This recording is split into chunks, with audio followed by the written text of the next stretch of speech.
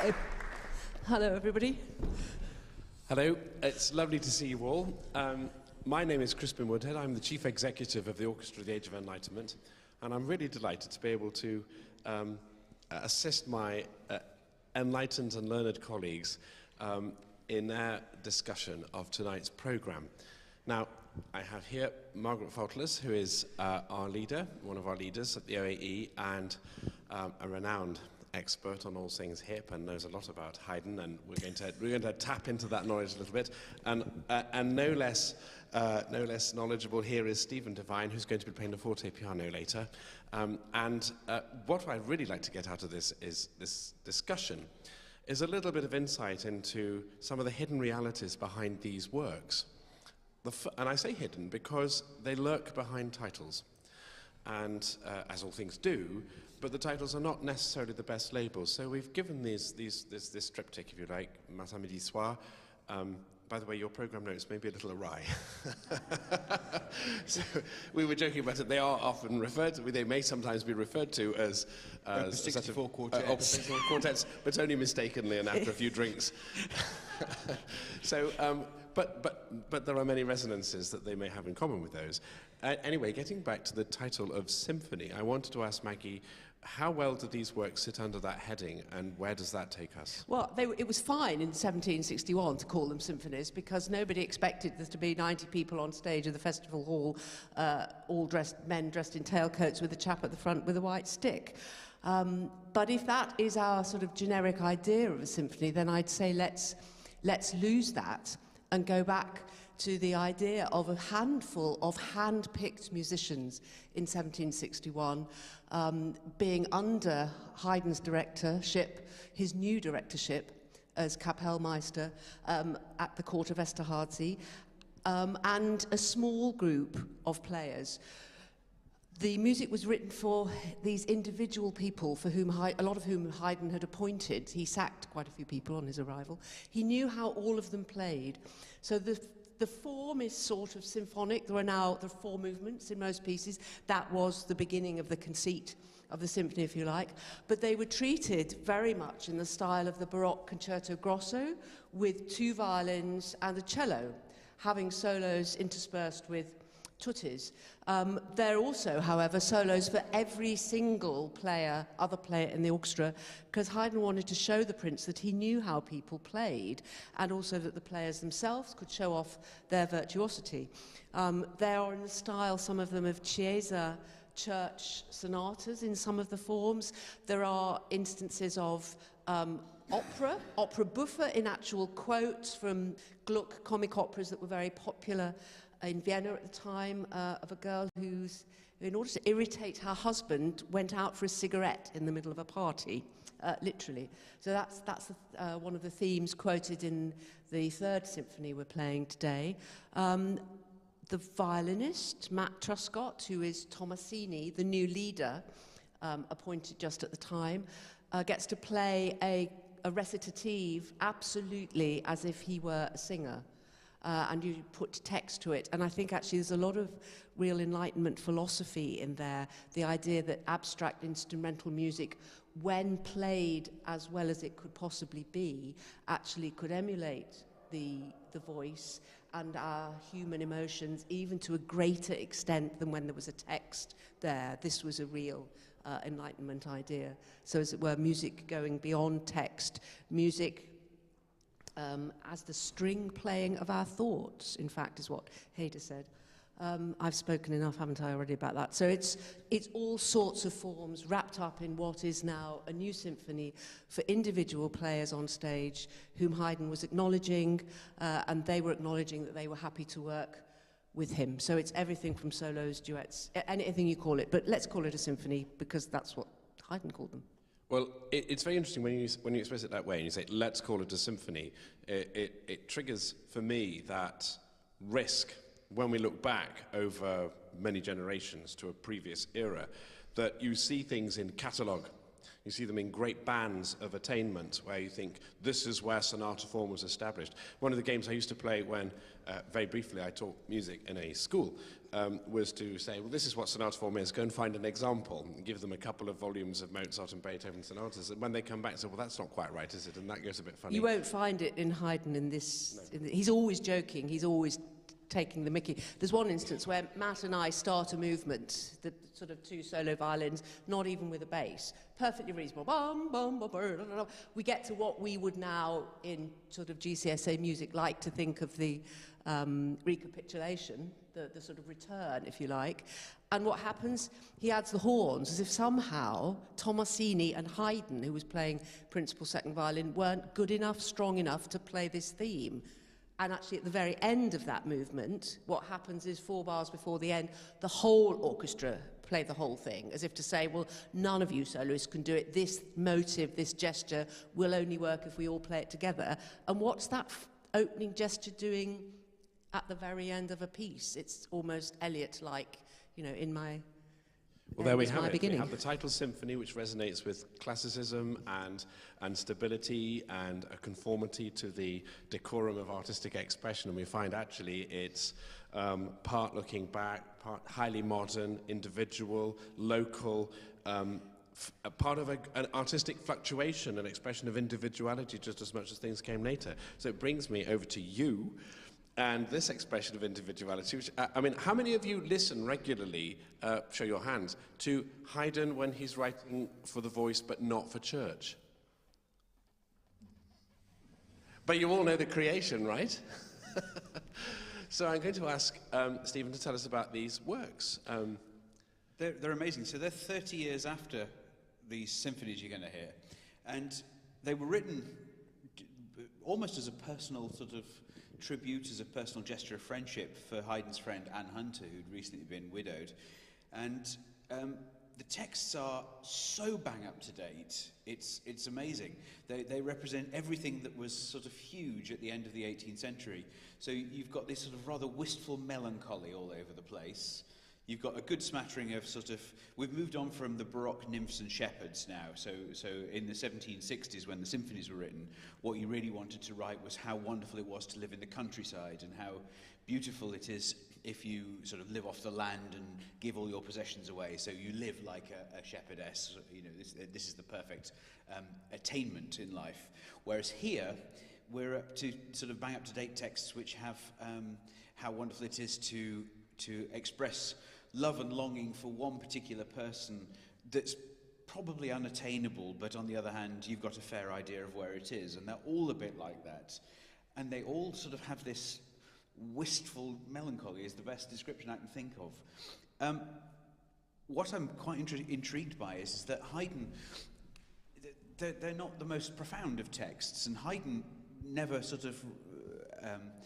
He doesn't go overboard with how he sets them. What he does is he creates astonishing piano writing. So even at 1794, when these were written in London, the tradition at that time was still to write basically the melody line and a bass line to be played on a piano more often than a harpsichord and a continuo team.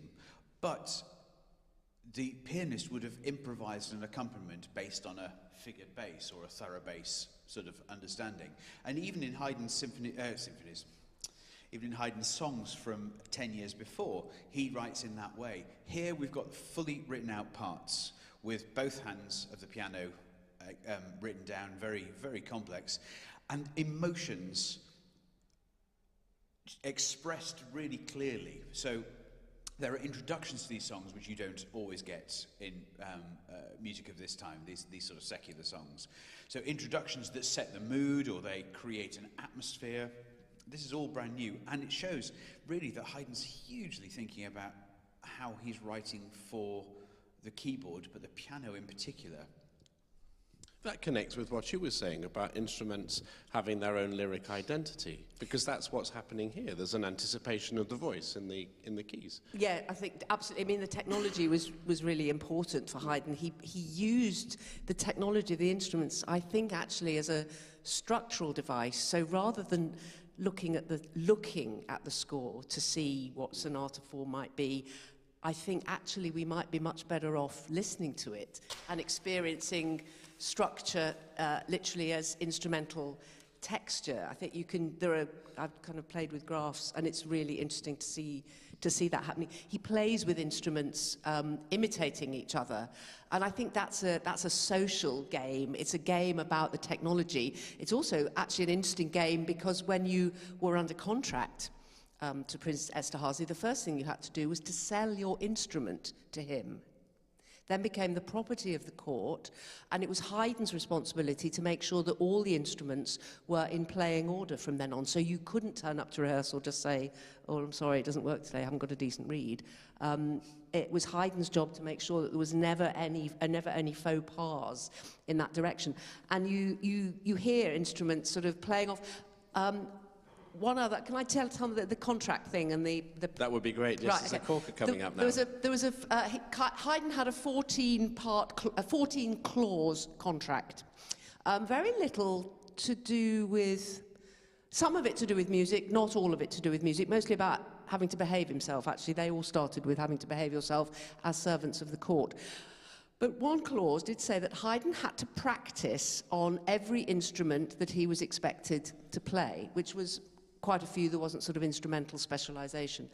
And that clause to practice was in everybody's contract. Now, we've all practiced musical instruments. I guess many of you have practiced musical instruments. What's the first thing that one's teacher told one to practice? Scales. Exactly. Oh, they're a well-drilled audience. They are, yeah. And just have a listen. I mean, I won't ask you to count because you'll run out of fingers very quickly. These symphonies are littered with scales, and a bit of me thinks that these guys had only recently signed the contracts when these symphonies were written. So instead of sort of motives and too much melodic writing, you won't find endless tunes, except for occasionally in the slow movements, but you'll find scales, as if people say, yeah, we're doing what we said on the tin, we've signed up and we are doing our scales. I mean, I don't know, but there are all sorts of little quirky things. The double bass player and the bassoonist were also double bass players and bassoonists, so they both played both instruments. So we get duets for both of them, concertante duets for them. I like that kind of thing. The horn players were actually not engaged on the same sort of contracts as the rest of the orchestra. In 10 years' time, they were paid almost 3 times what everybody else was paid, except Haydn, by the way, but not in 1761, but they were paid as hunting horn players, so they come off the pitch, as it were, off the field. And rather than out of the pub. Rather than out of the pub, yeah. And they do something pretty filthy, actually, in one of the symphonies. Hunting horn kind of wise. Yeah, this underscores again the health warning that should go with these titles and the assumption that they just sit in formal brackets with an integrity of operation sitting underneath them. It's not true. Speaking of integrity of operation, I just wanted to talk about the keyboard over there, which is missing something. Does anyone know what it's missing? A player? Yes, well, almost. I mean, if I squint and look like that, it looks like you're at the instrument. No, no pedals. So is it a complete forte piano? It's a complete forte piano. This is a copy of a Viennese instrument from 1785. And the Viennese, particularly up till about 1810, didn't really like pedals because they thought they ruined the aesthetic of the instrument.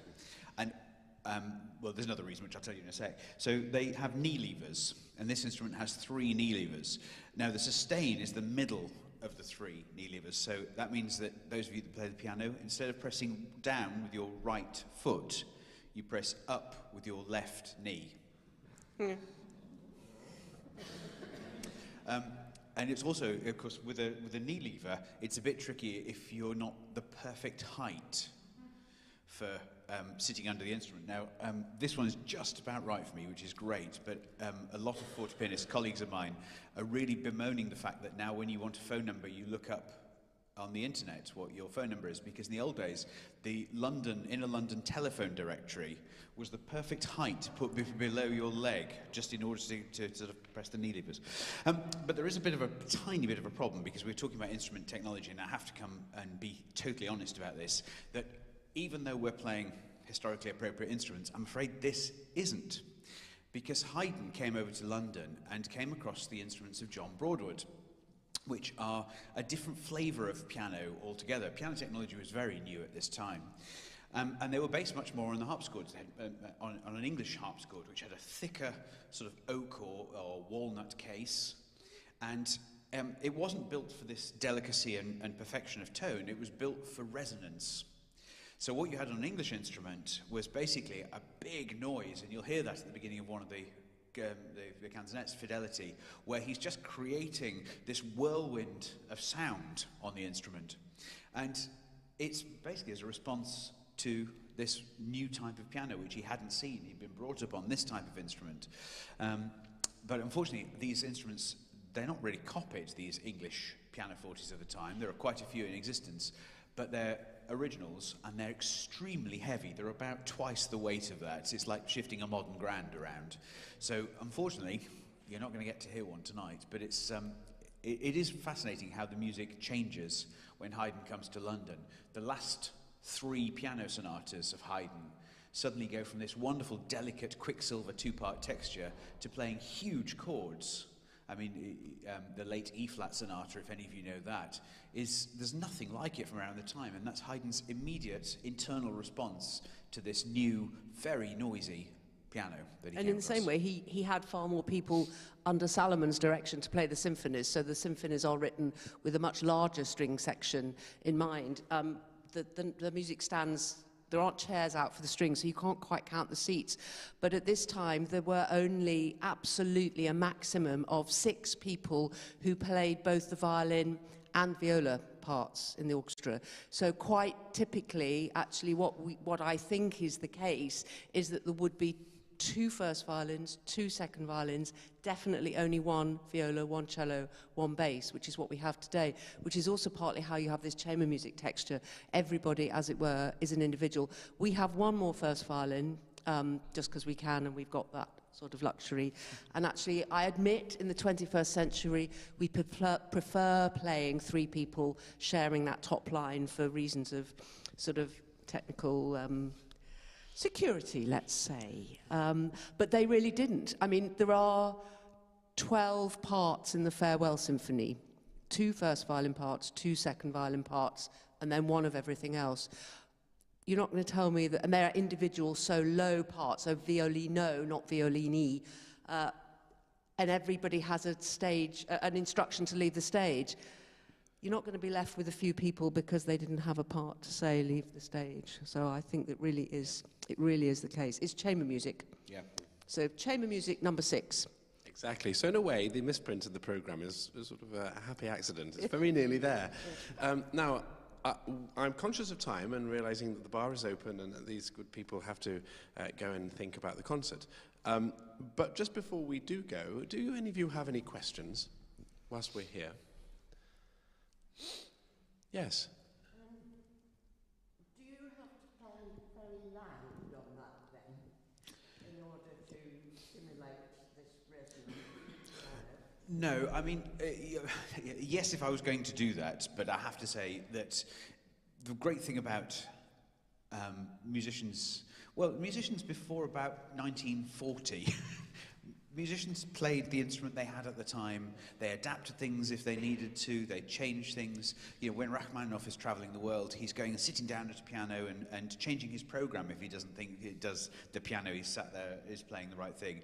So this is our practical solution today. So you'll get the flavor, you'll get the wonderful music. You've got our beautiful singers as well. So I'll be playing it like a Viennese forte piano. Might be adding a few notes here, there, and everywhere just to sort of beef it up now and again, but also this is a great instrument for this wonderful space as well, so that makes a big difference when we're playing. Thank you. Any others? Well, then all is left is for me to say thank you to Stephen, and to thank you to Margaret, and thank you to you for coming this evening and joining us. I very much hope you enjoy the programme. I certainly will. It sounds marvellous. I still think that these works are surprising. There is one adagio which starts from this threadbare moment and goes into this glorious sound. Don't be put off by the fact that there are only a few players here, by the way. They pack a real punch. I do hope you agree. I hope you enjoy it. See you later. Thank you very much. Thank you.